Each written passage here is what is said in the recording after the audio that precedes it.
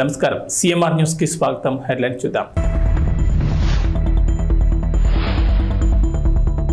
తెలుగు రాష్ట్రాల్లో నామినేషన్లకు 2 రోజులే సమయం. నేటితో ముగియనున్న జగన్ మేమంతా సిద్ధం బస్సు యాత్ర. వరంగల్లో సీఎం రేవంత్ రెడ్డి బహిరంగ సభ. నేటి నుంచి తెలంగాణలో మాజీ సీఎం కేసీఆర్ బస్సు యాత్ర. ఐపీఎల్లో 6 వికెట్ల తేడాతో చెన్నైపై లక్నో విజయం. తెలుగు రాష్ట్రాల్లో నామినేషన్లకు మరో 2 రోజులే సమయం మిగిలి ఉంది. నామినేషన్ల ప్రక్రియ ముగింపు దశకు చేరుకుంది. దీంతో ఇవాళ రేపు భారీగా నామినేషన్లు దాఖలయ్యే అవకాశం ఉంది. ఈ నెల 25వ తేదీతో నామినేషన్ల స్వీకరణ పూర్తవుతుంది. ఇప్పటికే పలువురు నామినేషన్లు దాఖలు చేశారు. మరికొందరు ఇవాళ రేపు తమ నామినేషన్లను దాఖలు చేయనున్నారు. వైనాట్ 175 టార్గెట్గా ఏపీ ముఖ్యమంత్రి వైఎస్ జగన్మోహన్ రెడ్డి చేపట్టిన బస్సు యాత్ర నేటితో ముగియనుంది. సాయంత్రం అక్కవరం సభ తర్వాత తాడేపల్లికి చేరుకోనున్నారు సీఎం జగన్. రేపు పులివెందులలో నామినేషన్ వేస్తారు. సిద్ధం మేమంతా సిద్ధం తరహాలోని మరో విడత ప్రచారానికి కూడా వైసీపీ నేతలు ప్రణాళిక సిద్ధం చేశారు. ముఖ్యమంత్రి వైఎస్ జగన్ మేమంతా సిద్ధం బస్సు యాత్ర ఇవాటితో ముగియనుంది. నేడు శ్రీకాకుళం జిల్లాలోకి జగన్ బస్సు యాత్ర ప్రవేశించనుంది. ఈ రోజుకు జగన్ బస్సు యాత్ర 22వ రోజుకు చేరుకుంది. రోడ్ షో ద్వారా Etcherla bypass, Srikakulam bypass, Narasannapeta bypass, Kotabommali, Kannevalasa మీదుగా పరశురాంపురం జంక్షన్ వద్దకు చేరుకుంటారు. దోపిడీ చేస్తే బందిపోట్లు అంటాం. మరి ఎన్నికలప్పుడు తీయటి మాటలు చెప్పి ఎన్నికల మేనిఫెస్టో అని చెప్పి ఆ తర్వాత ఎన్నికలు అయిపోయిన తర్వాత ప్రజలను మోసం చేస్తే అలాంటి మోసగాళ్లను ఏమంటాం?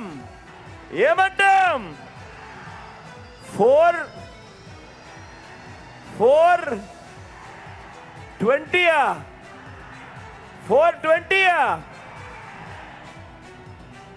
బాగా చెప్పారు. అలాంటి వాళ్ళను 420 అనే అంటారు.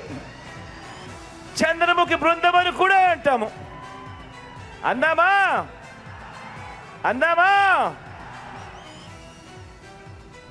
ఎన్నికల్లో ఈరోజు కురుక్షేత్రంలో తలబడతా ఉన్నాం. జగన్ను ఓడించాలని వారు, పేదల్ని గెలిపించాలని, ఇంటింటి అభివృద్ధిని కొనసాగించాలని మనం చేయబోతున్న ఈ యుద్ధంలో మరో చారిత్రాత్మక విజయానికి సొంతం చేసుకునేదానికి మీరంతా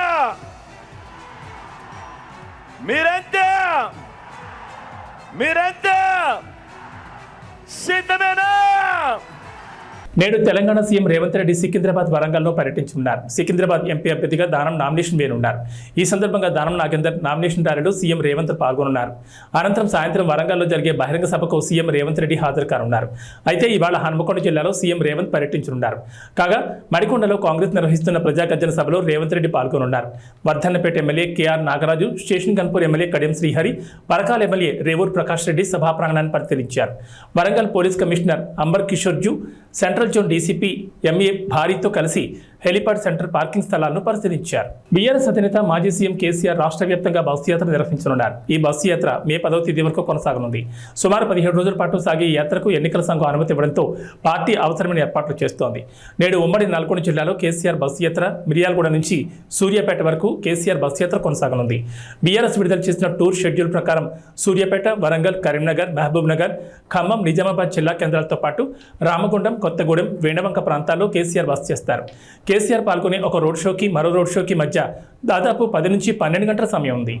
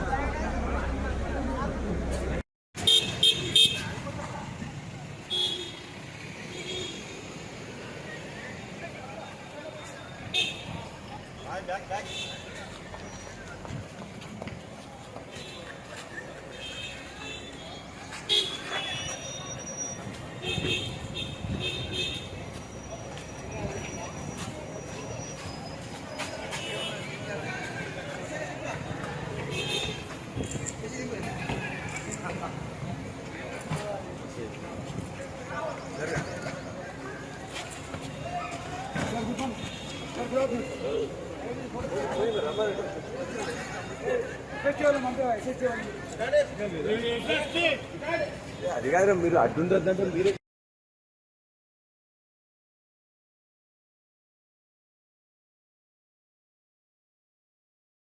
తెలంగాణలో ఇంటర్మీడియట్ పరీక్షల ఫలితాలు బుధవారం విడుదలయ్యాయి. ఏప్రిల్ 24న ఉదయం 11 గంటలకు ప్రథమ, ద్వితీయ, ఇంటర్ ఫలితాలు ఒకేసారి విడుదల చేశారు. ఈ ఫలితాలను నాంపల్లిలోని ఇంటర్ బోర్డు కార్యాలయంలో విద్యాశాఖ ముఖ్య కార్యదర్శి బుర్రా వెంకటేశం, బోర్డు కార్యదర్శి శృతి ఓజా విడుదల చేస్తారు. ఫిబ్రవరి 28 నుంచి మార్చి 19 వరకు జరిగిన ఇంటర్ పరీక్షలను రాష్ట్ర వ్యాప్తంగా 9,80,978 మంది విద్యార్థులు రాశారు.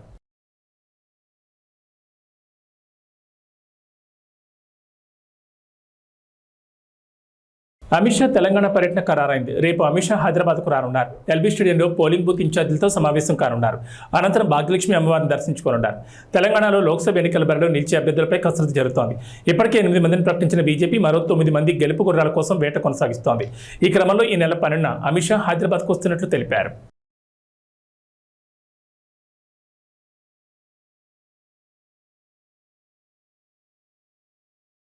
లోక్సభ ఎన్నికల్లో భాగంగా 3వ దశలో పోలింగ్ జరగనున్న 95 స్థానాల్లో 1,351 మంది పోటీ పడుతున్నట్లు కేంద్ర ఎన్నికల సంఘం ఓ ప్రకటనలో తెలిపింది.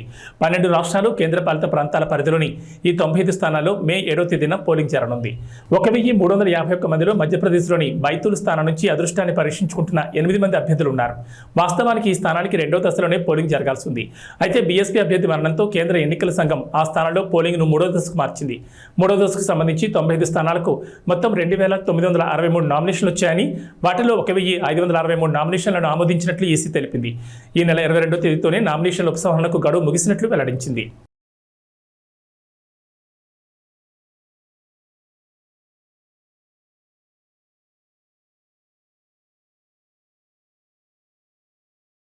ఆయుధాల కొరతతో ఇబ్బంది పడుతున్నాం, సైనిక సాయం కావాలంటూ గత కొంతకాలంగా మొరపెట్టుకుంటున్న ఉక్రెయిన్కు మరో ఊరట కలిగించే వార్త. ఇప్పటికే $61 బిలియన్ ప్యాకేజీకి అమెరికా ప్రతినిధుల సభ పచ్చజెండా ఊపడంతో తెలిపిన పడ్డ ఉక్రెయిన్కు మంగళవారం బ్రిటన్ కూడా సైనిక ప్యాకేజీని ప్రకటించింది. 542 కోట్ల సాయాన్ని అందించనున్నట్లు బ్రిటన్ ప్రధాని రిషి సునాక్ తెలిపారు.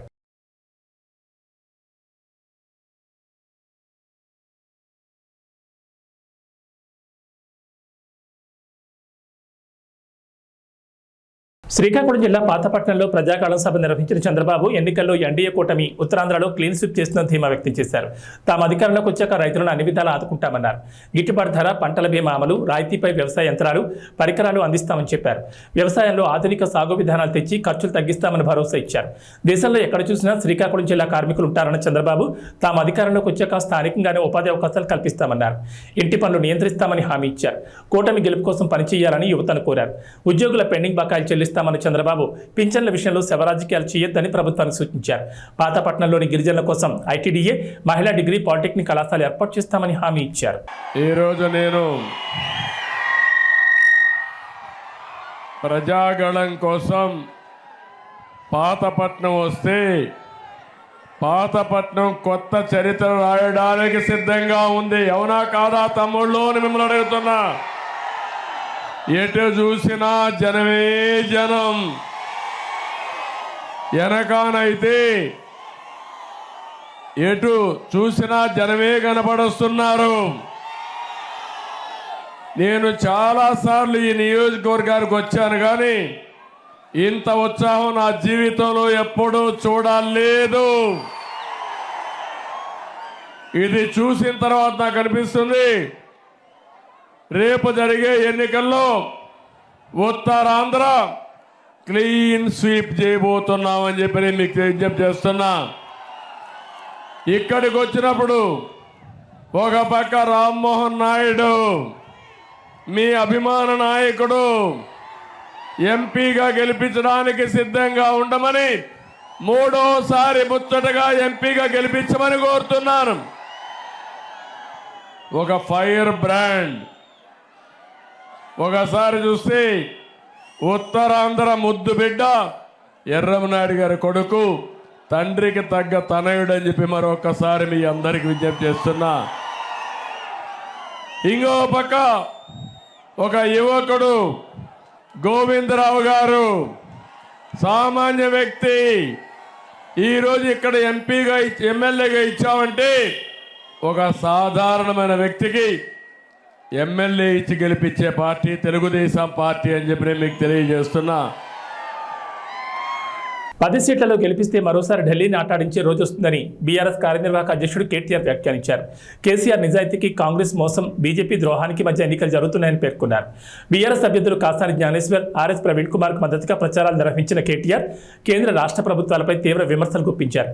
సార్వత్రిక ఎన్నికల్లో సత్తా చాటి రాష్ట్రంలో పట్టు నిలుపుకునేందుకు భారత రాష్ట్ర సమితి కసరత్తు ముమ్మరం చేసింది. గులాబీ దళపతి కేసీఆర్ బస్ యాత్రలు చేపట్టనుండగా లోక్సభ అభ్యర్థులకు మద్దతుగా కేటీఆర్ ప్రచార జోరు పెంచారు.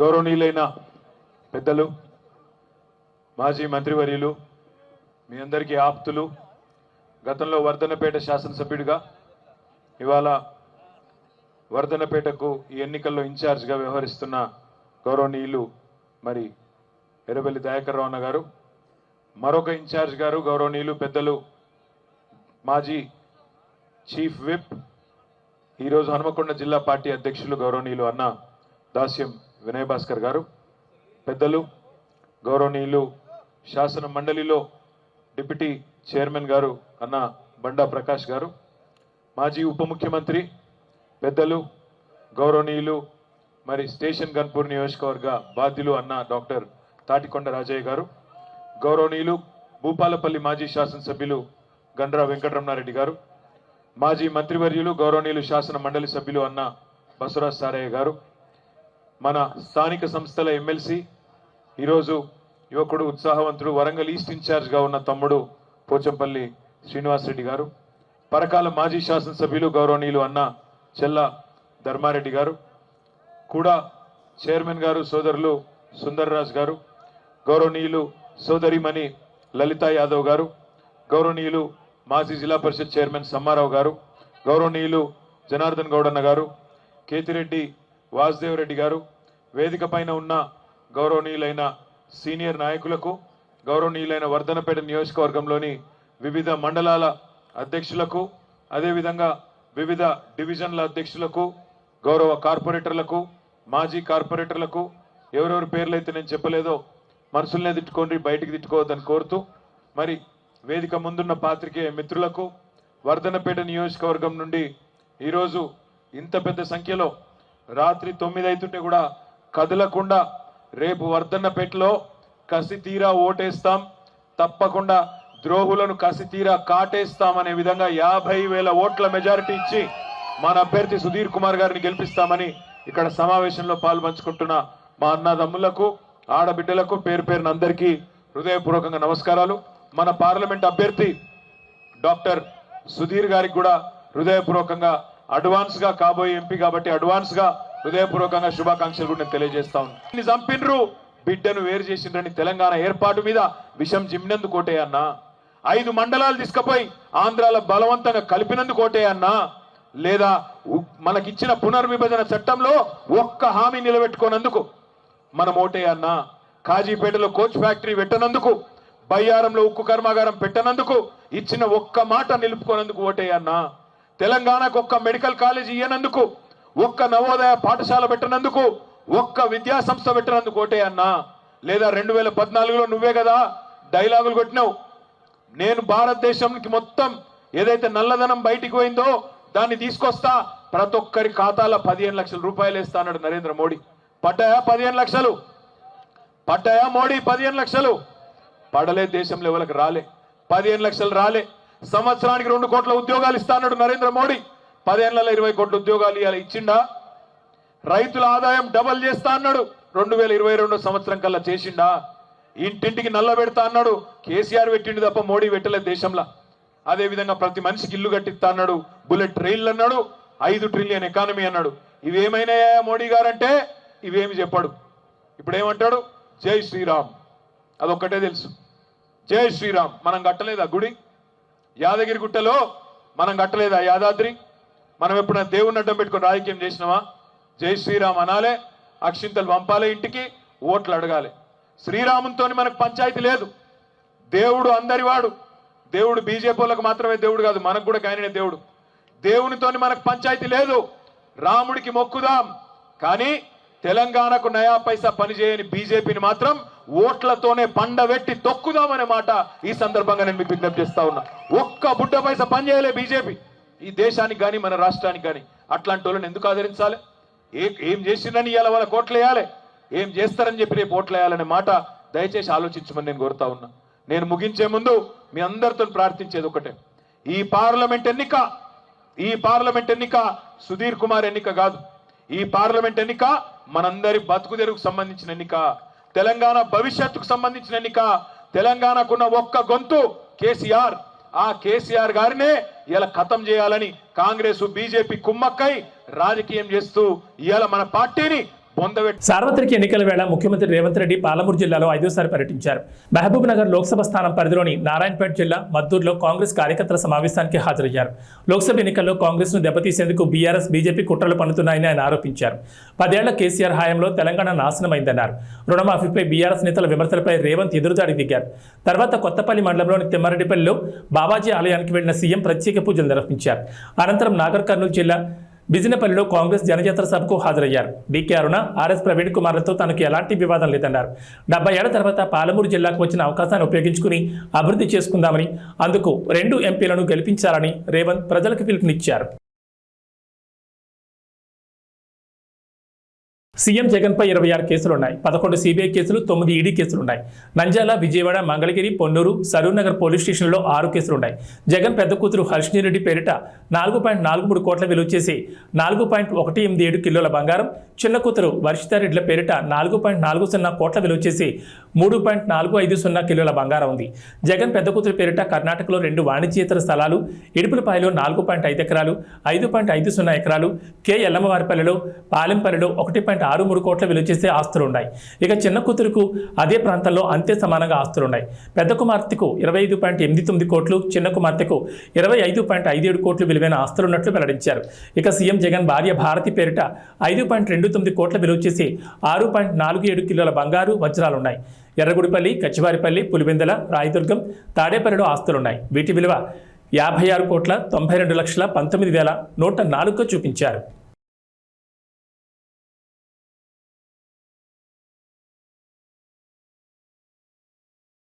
హీరో బాలకృష్ణ చిన్న కూతురు తేజస్విని అల్లుడు విశాఖ టీడీపీ ఎంపీ అభ్యర్థి భరత్ పేరిట 393.41 కోట్ల ఆస్తులున్నాయి.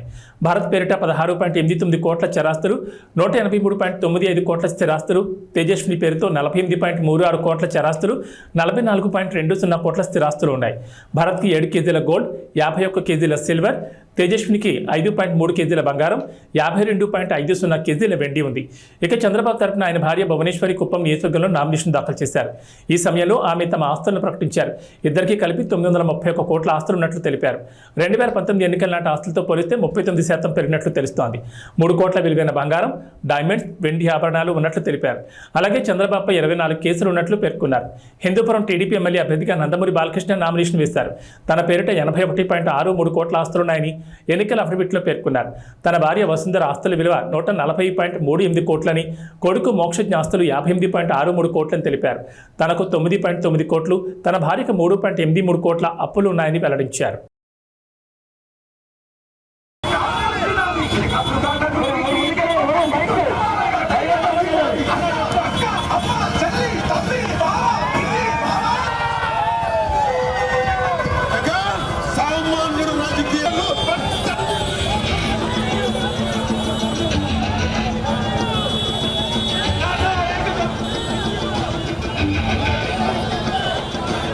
అధికార వైసీపీతో అంటకాగుతూ 5 ఏళ్లుగా ఆ పార్టీ అరాచకాల కొమ్మకాస్తూ వచ్చిన 2 సీనియర్ ఐపీఎస్ అధికారులపై ఎన్నికల సంఘం ఎట్టకేలకు బదిలీ వేసింది. ఆంధ్రప్రదేశ్ నిఘా విభాగాధిపతి పిఎస్ఆర్ ఆంజనేయులు, విజయవాడ సిపి కాంతిరాణా ఎన్నికల షెడ్యూల్ వచ్చాక కూడా వైసీపీకి అనుకూలంగా ఏకపక్షంగా పనిచేస్తున్నారంటూ ప్రతిపక్ష పార్టీలు ఫిర్యాదులిచ్చాయి. వాటిపై సమగ్ర విచారణ జరిపిన ఎన్నికల సంఘం చివరికి వాళ్ళిద్దరిపై చర్యలు తీసుకుంది. తర్వాత స్థానాల్లో ఉన్న అధికారులకు బాధ్యతలు అప్పగించి తక్షణమే విధుల నుంచి రిలీవ్ కావాలని ఆదేశించింది. సార్వత్రిక ఎన్నికలు పూర్తయ్యే వరకు వారికి ఎన్నికల సంబంధిత విధులేవి అప్పగించొద్దని నిర్దేశించింది. వీరి స్థానాల్లో వేరే అధికారులను నియమించేందుకు వీలుగా ఒక్కో పోస్టుకు 3 ఐపీఎస్ అధికారుల పేర్లతో ఇవాళ మధ్యాహ్నం 3 గంటల్లోగా ప్యానెల్ సమర్పించాలని సీఎస్ జవహర్ రెడ్డిని ఆదేశించింది. నిఘా విభాగాధిపతి పోస్టు కోసం అదనపు డీజీ, అంతకంటే ఎక్కువ హోదా కలిగిన అధికారుల వివరాలని పంపాలని పేర్కొంది.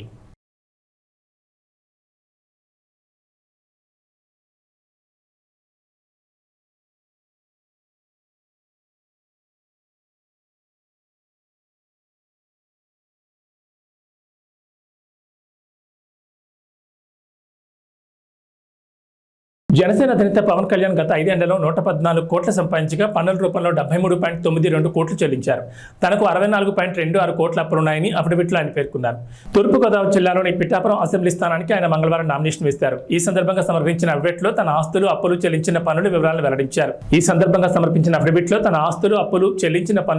వెల్లడించారు. వివిధ బ్యాంకుల నుంచి 17,56,84,453, వ్యక్తుల నుంచి 46.70 కోట్లు రుణంగా తీసుకున్నారని, తన వదిన ప్రముఖ హీరో చిరంజీవి భార్య సురేఖ నుంచి 2 కోట్ల అప్పుగా తీసుకున్నారని పేర్కొన్నారు.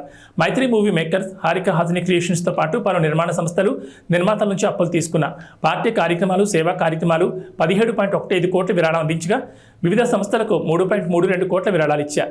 AP Telangana CM relief fund కు 50 లక్షలు చొప్పున, అయోధ్య రామ మందిర్ నిర్మాణానికి 30,11,117 రూపాయలు విరాళంగా అందజేశారని పవన్ వివరించారు. రాష్ట్ర ప్రయోజనాల కోసం తగ్గి త్యాగాలు చేసి తెలుగుదేశం పార్టీ ఇబ్బందులు ఉన్నప్పుడు నిలబడి ముందుకెళ్ళాం. అదేవిధంగా చాలామంది బలమైన నాయకులు వారు కొంత త్యాగాలు తప్పలేదు. ఆ భాగంలోనే మాకు మండపేట, రామచంద్రాపురం చాలా ఒక 30-40 నియోజకవర్గాలు మా అభ్యర్థులు పెద్దాపురం లాంటి నియోజకవర్గంలో కూడా నేను విత్డ్రా చేయడం జరిగింది. అందరినీ సర్దుకోమని చెప్పాను. దాంట్లో భాగంగానే చాలా బలమైన ప్రజానాయకులు, ప్రజల్లో బలమైన అవగాహన ఉన్న ప్రజా సమస్యల మీద అలాంటి వ్యక్తి వర్మ గారు నా కోసం ఆయన సీట్ని త్యాగం చేశారు. మనస్ఫూర్తిగా వారికి ఈ సందర్భంగా వారికి నా ప్రత్యేక కృతజ్ఞతలు, నమస్కారాలు. ఈ త్యాగం రాష్ట్ర ప్రయోజనాలకే కానీ వ్యక్తిగత ప్రయోజనాలు దాటి చేస్తున్నాం అది.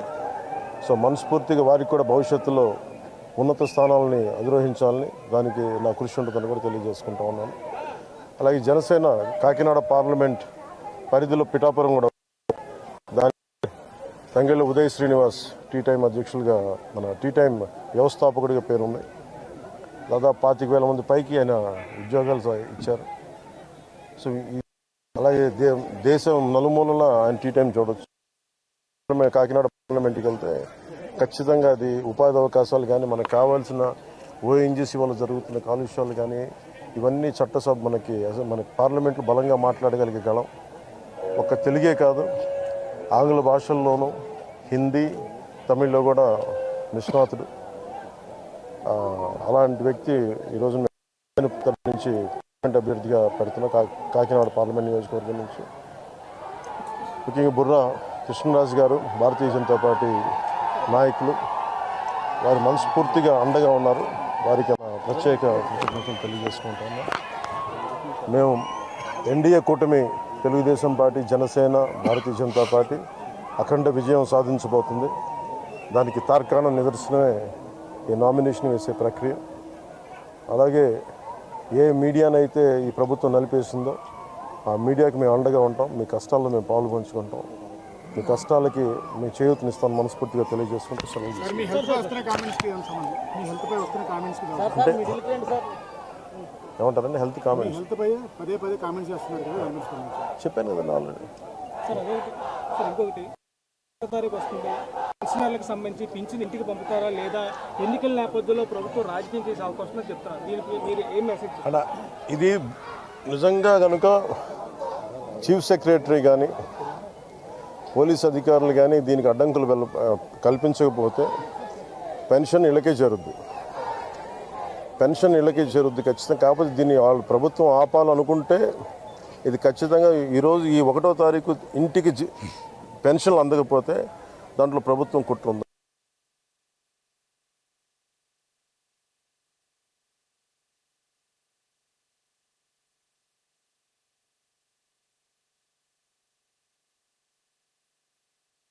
త్రికోణ పోటీ ఉంది ఈసారి.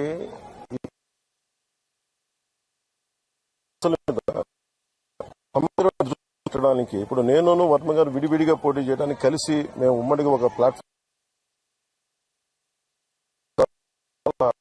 సులభం అవుతుంది.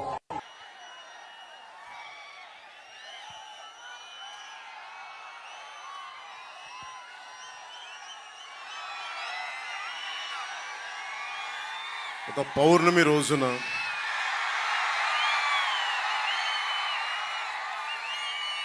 ఉప్పాడ, కొత్తపల్లి ఉప్పాడ మండలంలో ఇంత చల్లగా ఉంటుంది వాతావరణం. ఇంత వేడిలో కూడా మీ ప్రేమ ఎంత చల్లగా ఉందంటే వెన్నెలే చెప్తాం. సో మీ ప్రేమామృతానికి, ఈ వెన్నెల రాత్రి మీ ప్రేమామృతానికి నా మీద కురిపిస్తున్నందుకు, మా కూటమి మీద మీ ప్రేమామృతాన్ని కురిపిస్తున్నందుకు మీ అందరికీ నా హృదయపూర్వక నమస్కారాలు, ధన్యవాదాలు.